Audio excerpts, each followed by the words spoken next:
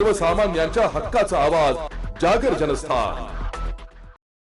राज्यातील नागरिकांना सुरक्षित आणि स्वच्छ अन्न मिळावे यासाठी अन्न व औषध प्रशासनाच्या सेफ फूड सेफ महाराष्ट्र या मोहिमेअंतर्गत नाशिक शहर आणि जिल्ह्यात मोठी कारवाई करण्यात आली आहे। गोपनीय माहितीच्या आधारे करण्यात आलेल्या तपासणीत नियमभंग करणाऱ्या 5 आस्थापनांचे परवाने तात्काळ निलंबित करण्यात आले।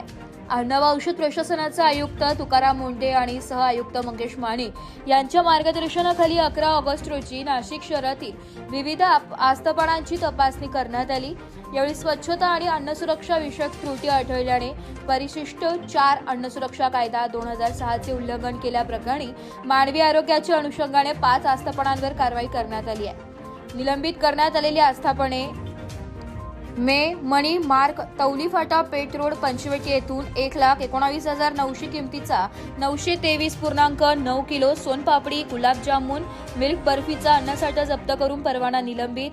अभिषेक बेकरी अँड स्वीट्स अंबडनिक road CIDCO Sayali restaurant and bar ITI colony Satpur असे आहेत। हॉटेल छोटे मिया कॉलेज रोड मोहनलाल नमकीन द्वारका तसेच नाशिक जिल्ह्यातील चांदवड येथील सरकार मान्य ताडी विक्री केंद्रावर तपासणी केली असता ताडी अस्वच्छ ठिकाणी साठवणूक केल्याने आणि भेसळयुक्त असल्याच्या संशयावरून एकूण 78 लिटर 3,920 किमतीची गाडी जप्त करून नष्ट करण्यात आली आहे।